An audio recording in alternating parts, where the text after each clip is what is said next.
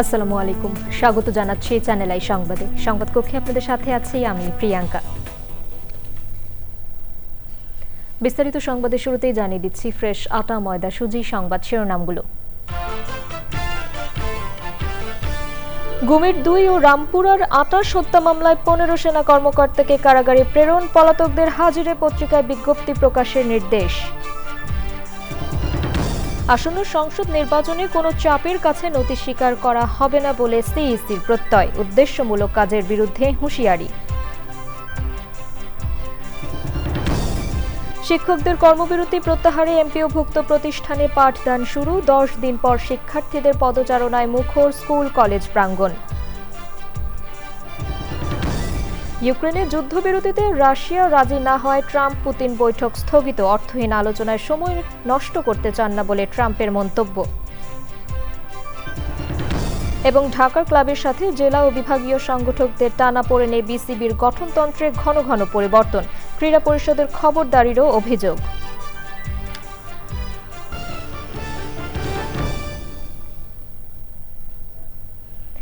সংবাদ শিরোনামগুলো জানাচ্ছিলাম। এখনকার সংবাদ আয়োজন একই সঙ্গে চ্যানেল আই এর ইউটিউব চ্যানেলে এবং চ্যানেল আই এর ওটিটি প্ল্যাটফর্ম আই স্ক্রিনে লাইভ স্ট্রিম হচ্ছে। যাচ্ছে বিস্তারিত সংবাদে। গুমের 2 অভিযোগ এবং রামপুরায় 28 জনকে হত্যার অভিযোগে করা মামলায় 15 সেনা কর্মকর্তাকে কারাগারে পাঠিয়েছেন ট্রাইব্যুনাল 1। 3 মামলায় পলাতক আসামিদের হাজির হতে পত্রিকায় বিজ্ঞপ্তি প্রকাশের নির্দেশ দিয়েছেন আদালত। গুমের মামলায় পরবর্তী আদেশের দিন 20 নভেম্বর আর রামপুরার মামলায় 5 নভেম্বর পরবর্তী আদেশের দিন ঠিক করা হয়েছে। আইনের প্রতি শ্রদ্ধাশীল থাকায় সেনাবাহিনীকে ধন্যবাদ জানান চিফ প্রসিকিউটর। আসামিদের জামিন চেয়েছেন তাদের আইনজীবী। মাজহারুল হক মান্নার রিপোর্ট। সেনা সদস্যদের হাজির করাকে ঘিরে ট্রাইব্যুনালে কঠোর নিরাপত্তা ব্যবস্থা নেওয়া হয়। গুমের অভিযোগে করা 2 মামলায় হেফাজতে থাকা 15 সেনা কর্মকর্তাকে কারাগারের এসি প্রিজন ভ্যানে সকাল 7:15 ট্রাইব্যুনালে হাজির করা হয়। প্রিজন ভ্যান থেকে নামিয়ে সেনা সদস্যদের ট্রাইব্যুনালের হাজতে নিয়ে যাওয়া হয়। সকাল 8:05 তাদের ট্রাইব্যুনাল 1-এর আদালত কক্ষে নেওয়া হয়। প্রথমে তাদের প্রত্যেকের পরিচয় নিশ্চিত হন আদালত। দুপক্ষের বক্তব্য শুনে আদেশ দেন ট্রাইব্যুনাল 1। এই 3টি মামলার মোট 15 জন আসামিকে আইন শৃঙ্খলা রক্ষাকারী বাহিনীর গ্রেপ্তার করে আদালতে উপস্থাপন করেছিল। পরবর্তী তারিখ 20 নভেম্বর ধার্য করা হয়েছে এবং এই মামলায় শেখ হাসিনা সহ জেনারেল তারিক সিদ্দিকী সহ যে সমস্ত আসামি পলাতক আছেন তাদের বিরুদ্ধে পত্রিকায় বিজ্ঞপ্তি দিয়ে হাজির হওয়ার জন্য নির্দেশ দেওয়া হয়েছে। আসামিপক্ষ বলে আদালতের প্রতি সম্মান দেখিয়ে সেনা সদস্যরা হাজির হয়েছেন। কোর্ট আমাদের কথা শুনেছে। আমরা আজকে ওকলাতনামা সাবমিট করেছি এবং আমরা অ্যাপ্লিকেশনগুলো প্লেস করেছি। অ্যাপ্লিকেশনগুলো নেক্সট ডেটে শুনানি হবে।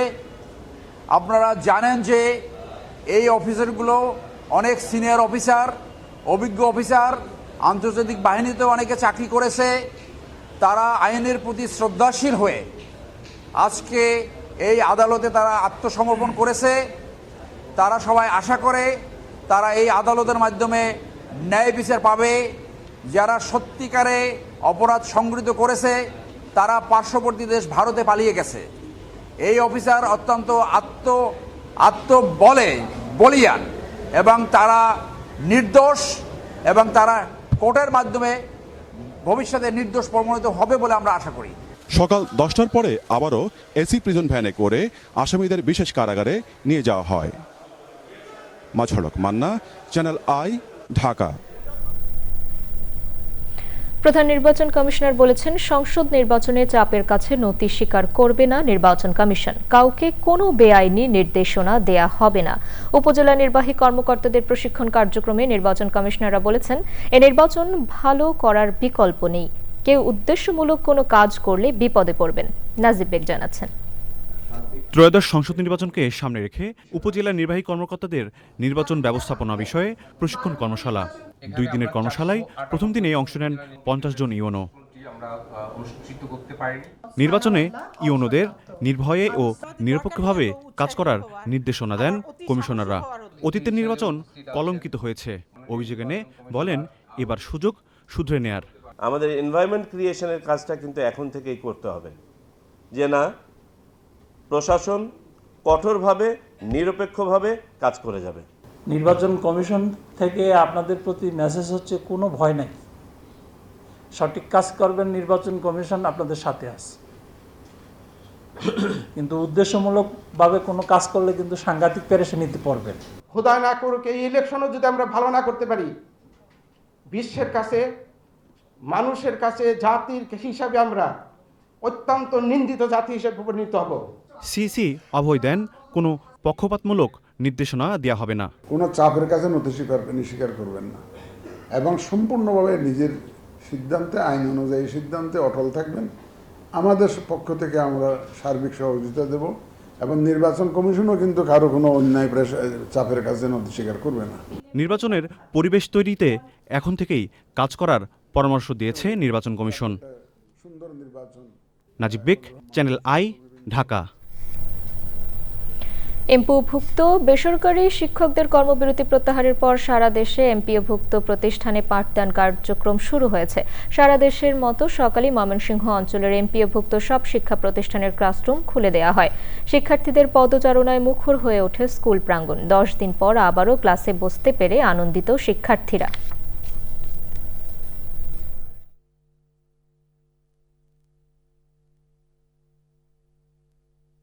আমাদের পড়ালেখার অনেক সমস্যা হয়েছে, দেখা যাচ্ছে যে সিলেবাসের কিছু কিছু অংশ এখনো বাদ রয়ে গেছে। স্কুল কার্যক্রম আবার সঠিকভাবে শুরু হয়েছে এবং শিক্ষকদের ক্লাসগুলো আমরা ফিরে পেয়েছি। আমাদের জন্য ক্লাস কার্যক্রম এভাবে যেন বন্ধ আর না থাকে, দেশের সার্বিক পরিস্থিতি যেন ভালো থাকে আর আমরা স্বাভাবিকভাবে যেন পড়াশোনাটা ভালোভাবে করতে পারি। সরকার দাবি দেওয়া মেনে নিয়েছে, এই জন্য সরকারকে ধন্যবাদ। এবং আমরা কালকেই যে সংবাদ পাইছি যে আমাদের প্রত্যাহার করা হয়েছে, আজকের থেকে আমরা ক্লাস কার্যক্রম শুরু করছি। ছাত্রদের যে ক্ষতি হয়েছে এটা আমরা পুষিয়ে নেওয়ার চেষ্টা করব। ইউক্রেনে তাৎক্ষণিক যুদ্ধবিরতিতে রাশিয়া রাজি না হয় যুক্তরাষ্ট্রের প্রেসিডেন্ট ডোনাল্ড ট্রাম্প ও রাশিয়ার প্রেসিডেন্ট ভ্লাদিমির পুতিনের নির্ধারিত বৈঠক অনির্দিষ্টকালের জন্য স্থগিত করা হয়েছে। হাঙ্গেরির রাজধানী বুদাপেস্টে বৈঠকটি হওয়ার কথা ছিল। ভৌমি সারথীর রিপোর্ট। হোয়াইট হাউসের কর্মকর্তাদের বরাত দিয়ে ব্রিটিশ বার্তা সংস্থা রয়টার্স জানিয়েছে, ইউক্রেনে যুদ্ধবিরতি ঘোষণার জন্য মস্কোকে আহ্বান জানিয়েছিল ওয়াশিংটন ডিসি। তবে রাশিয়া এতে রাজি না হওয়ায় আলোচনার সুযোগ আপাতত বন্ধ হয়ে গেছে। জ্যেষ্ঠ একজন মার্কিন কর্মকর্তা জানিয়েছেন, সম্প্রতি রুশ পররাষ্ট্রমন্ত্রী সার্গেই ল্যাভরভের সঙ্গে যুক্তরাষ্ট্রের পররাষ্ট্রমন্ত্রী ও জাতীয় নিরাপত্তা উপদেষ্টা মার্কো রুবিওর টেলিফোন আলাপ হয়। সেই আলাপেই বলা হয়, যুদ্ধবিরতির ঘোষণাই হবে দুই প্রেসিডেন্টের বৈঠকের পূর্বশর্ত। কিন্তু রুশ পক্ষ জানায়, বর্তমান সংঘাত পরিস্থিতিতে তাৎক্ষণিক যুদ্ধবিরতি সম্ভব নয়। এরপরই বৈঠক স্থগিত করার সিদ্ধান্ত নেয় হোয়াইট হাউস। গত সপ্তাহে ট্রাম্প ঘোষণা করেছিল, ইউক্রেন যুদ্ধ বন্ধে পুতিনের সঙ্গে তিনি আবারও বৈঠকে বসবেন। অক্টোবরের শেষের দিকে সেই বৈঠক হওয়ার সম্ভাবনার কথাও জানিয়েছিলেন ট্রাম্প।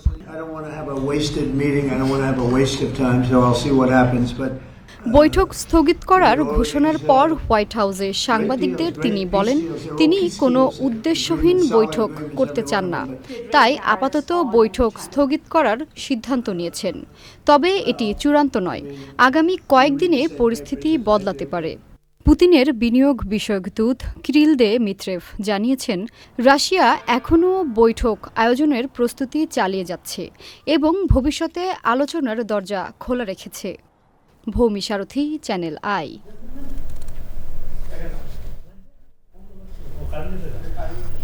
বোর্ড পরিচালনায় নিয়ন্ত্রণ নিশ্চিত করতে বিসিবির গঠনতন্ত্রের সময়ে সময়ে নানা পরিবর্তন আনেন ক্ষমতাসীনরা। কখনো ক্লাব সংগঠকরাও গঠনতন্ত্রে নিজেদের মতো করে সংশোধনী আনেন।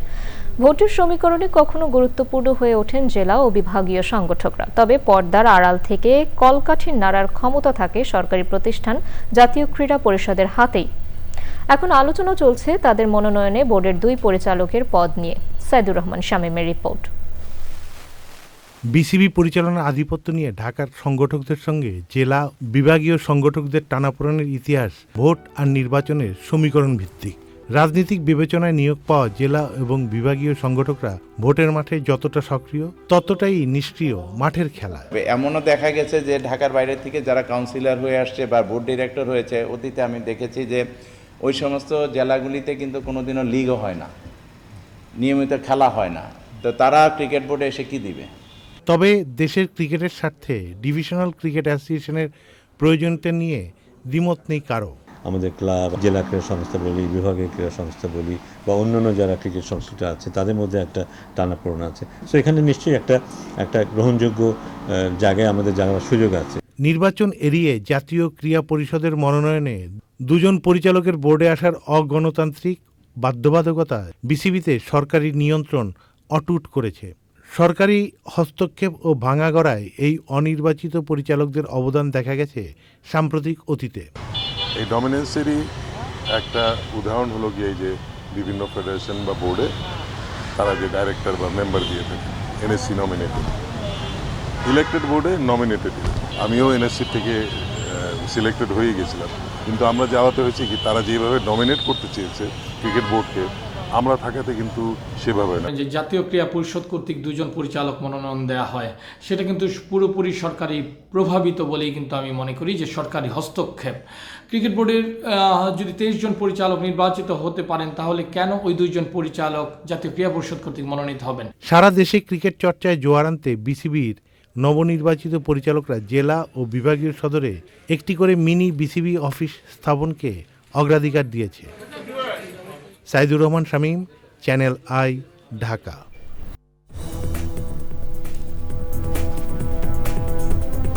ফিরে এলাম বিরতির পর।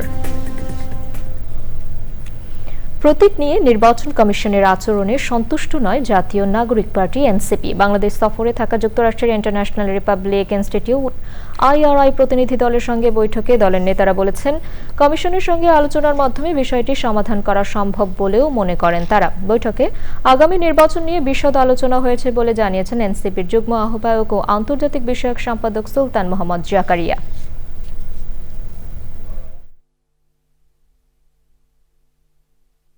ইলেকশন কমিশনের এখন পর্যন্ত এনসিপির সাথে যে ধরনের কার্যকলাপ এবং আচরণ আমরা খুবই আশাবাদী নই, বাট আমরা এখনও বেনিফিট অফ দ্য ডাউট দিতে চাই যে তারা আসলে একটা সত্যিকারের ফ্রি অ্যান্ড ফেয়ার ইলেকশন করার জন্য ওরা সত্যিকার অর্থেই নিরপেক্ষভাবে কাজ করবে।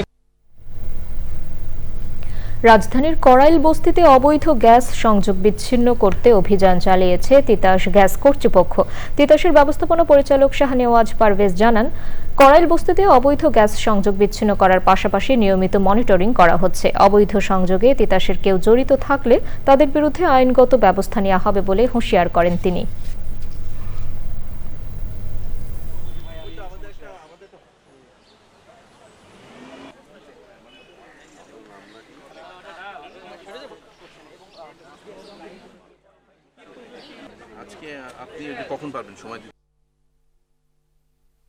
গুলশান সোসাইটির এই পোর্শন থেকে বেশ কিছু অবৈধ সংযোগ এই করাইল বস্তি এলাকায় গিয়েছে।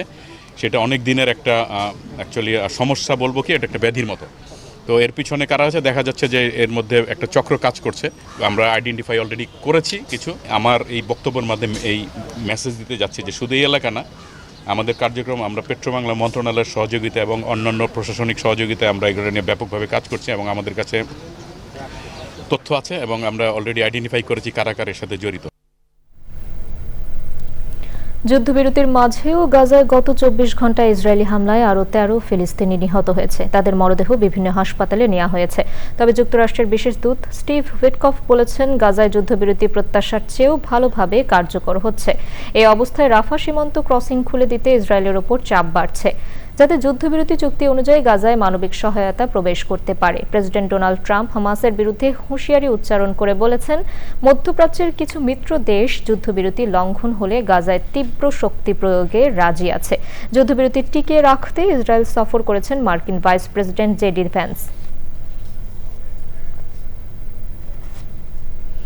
এবারে নিটোল টাটা কৃষি সংবাদ।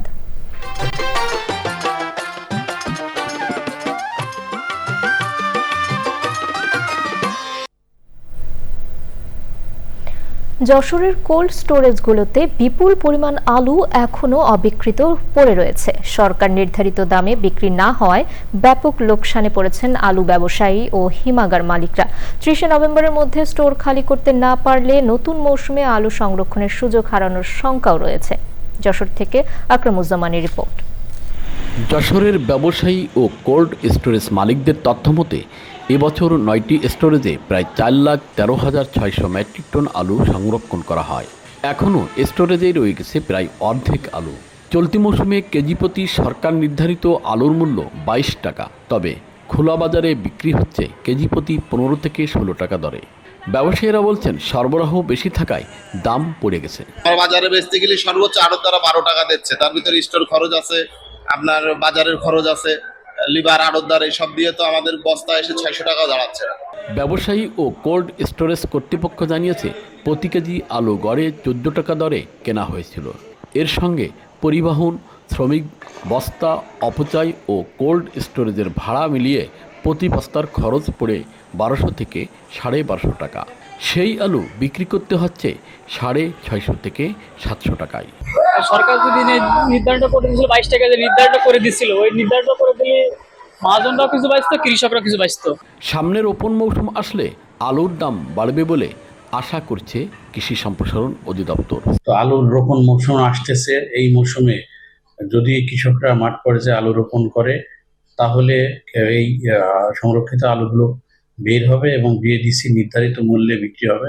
ব্যবসায়ীরা বলছেন সরকার নির্ধারিত সময়ের মধ্যে আলু বের করা না গেলে স্টোরেজগুলো পরের বছরের জন্য প্রস্তুত করা যাবে না। এই অবস্থায় সরকারের সহযোগিতা কামনা করেছেন তারা। যশোর থেকে আকরামুজ্জামান, চ্যানেল আই। এবারে প্রকৃতি সংবাদ।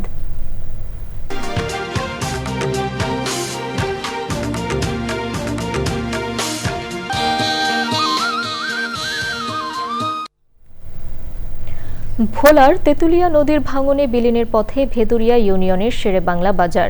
ভাঙছে ঘরবাড়ি, সড়ক, স্কুল, মসজিদ। স্থানীয়দের অভিযোগ, বছরের পর বছর ধরে চলা ভাঙন রোধে শুধু আশ্বাসই দিয়েছে কর্তৃপক্ষ। টেকসই বাঁধ নির্মাণ সহ দৃশ্যমান উদ্যোগের দাবি জানিয়েছেন এলাকাবাসী। হারুনুর রশিদের তথ্য ও মোহাম্মদ সামিরুজ্জামানের ভিডিও চিত্রে আফরোজা হাসির রিপোর্ট। রুদ্ররূপী তেঁতুলিয়ার পাড়ে দাঁড়িয়ে অসহায় মানুষ, যাদের স্মৃতি, স্বপ্ন আর শিকড় মিশে যাচ্ছে নদীর গভীরে। দৃষ্টিসীমায় শুধুই ভাঙনের দৃশ্য। তীব্র স্রোত আর জোয়ারের তোড়ে প্রতিদিনই বিলীন হচ্ছে ভেদুরিয়া ইউনিয়নের 100 বছরের পুরনো বাজার, কাঁচা পাকা রাস্তা, বসত ভিটা সহ অসংখ্য স্থাপনা। নদী ভাঙা গেলে আমাদের ঘরদুয়ার সব ভাঙা যাবে, যার মতো কোনো জায়গা নাই। স্কুল, মসজিদ, মাদ্রাসা, শেরে বাংলা বাজার অচিরেই বিলীন হয়ে যাবে। ভাঙন তাণ্ডবে হুমকিতে থাকা 2টি বিদ্যালয়, 5টি মসজিদ, শেরি বাংলা সহ 3টি বাজার, 3000 ঘরবাড়ি রক্ষায় মানববন্ধন সহ নানা কর্মসূচি পালন করলেও নেই কার্যকর উদ্যোগ। আমাদের মাদ্রাসা যে নদীতে ভেঙে যাচ্ছে, আমরা পড়াশোনা কোথায় করব? স্কুলটা ভেঙে যা, মসজিদটা ভেঙে যা, আমাকে বলা হয় না, আমরা কি দিয়ে কোথা নিয়ে পড়াশোনা করামু? আমরা সরকারের কাছে দাবি জানাইছি আমাকে এটা যেমনি হোক ব্লকের ব্যবস্থা করানোর জন্য। রাস্তা বিলীন হয়ে যেতেছে স্যার। এখন আমরা এই সরকারের কাছে আগ্রহ আবেদন করে দিতে, যার যাতে ব্লক ফেলাই দিতে পারে, যাতে আমাকে এটা হয়, তাহলে আমরা থাকতে পারবো না। ভাঙন রোধে প্রকল্প প্রস্তাবনায় থমকে আছে কর্তৃপক্ষের উদ্যোগ। ফিজিবিলিটি স্টাডিটি সম্পন্ন হলে সেটা সুপারিশ মোতাবেক বন্যা নিয়ন্ত্রণ, বাঁধ মেরামত, নদী ভাঙন প্রতিরোধ ও বিদ্যমান অবকাঠামোগুলোর মেরামতের জন্য প্রয়োজনীয় ব্যবস্থা গ্রহণ করা হবে। 4 কিলোমিটার এলাকায় টানা 2 বছর ধরে চলা ভাঙন রোধে দ্রুত ব্যবস্থা নেওয়ার দাবি তেঁতুলিয়া নদী পাড়ের মানুষের। আফরোজা হাসি, প্রকৃতি ও জীবন ডেস্ক, চ্যানেল আই। এবারে খেলার খবর।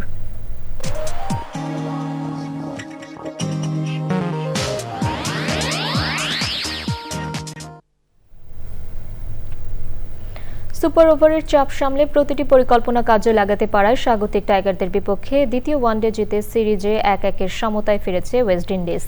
ক্যাচ মিস ছাড়াও ব্যাটিংয়ে নিজেদের সেরাটা দিতে না পারায় ম্যাচটা হাত থেকে ফসকে গেছে বলে মনে করেন বাংলাদেশি ব্যাটার সৌম্য সরকার। টিম ম্যানেজমেন্টের সিদ্ধান্তেই সুপার ওভারে ব্যাটিংয়ে নামেন বলেও জানান সৌম্য। 23 অক্টোবর সিরিজের তৃতীয় ও শেষ ওয়ানডে জিতে সিরিজ জয়ের ব্যাপারে আশাবাদী বাংলাদেশ ক্রিকেট দল। কোচরা প্ল্যান করছে, কোচ ক্যাপ্টেন ওনাদের একটা পার্ট ছিল, সো ওনারা চিন্তা করছে যে মেন ব্যাটসম্যান পাঠাবে, এটাই হয়তো আমার জন্য ফেলিওর। আমি লেফট আর্ম স্পিনার ছিল, আর আমারও নিজেরও কনফিডেন্স ছিল যে না, আমি একটা বাউন্ডারি এখান থেকে আদায় করতে পারবো। কিন্তু হ্যাঁ, এটাও ঠিক যে উইকেটটাও এরকম ছিল না যে ইজি 6 মারা, ইজি বাউন্ডারি মারার মতো উইকেট না। দর্শক, সবশেষে ফ্রেশ আটা ময়দা সুজি সংবাদ শিরোনামগুলো জানিয়ে দিচ্ছি আরও একবার। গুমের 2 ও রামপুরার 28 হত্যা মামলায় 15 সেনা কর্মকর্তাকে কারাগারে প্রেরণ, পলাতকদের হাজিরে পত্রিকা বিজ্ঞপ্তি প্রকাশের নির্দেশ। আসন্ন সংসদ নির্বাচনে কোনো চাপের কাছে নতি স্বীকার করা হবে না বলে সিইসির প্রত্যয়, উদ্দেশ্যমূলক কাজের বিরুদ্ধে হুঁশিয়ারি। শিক্ষকদের কর্মবিরতি প্রত্যাহারে এমপিওভুক্ত প্রতিষ্ঠানে পাঠদান শুরু, 10 দিন পর শিক্ষার্থীদের পদচারণায় মুখর স্কুল কলেজ প্রাঙ্গণ। ইউক্রেনে যুদ্ধবিরতিতে রাশিয়া রাজি না হয় ট্রাম্প পুতিন বৈঠক স্থগিত, অর্থহীন আলোচনায় সময় নষ্ট করতে চান না বলে ট্রাম্পের মন্তব্য। এবং ঢাকার ক্লাবের সাথে জেলা ও বিভাগীয় সংগঠকদের টানাপোড়েনে বিসিবির গঠনতন্ত্রে ঘন ঘন পরিবর্তন, ক্রীড়া পরিষদের খবরদারিরও অভিযোগ।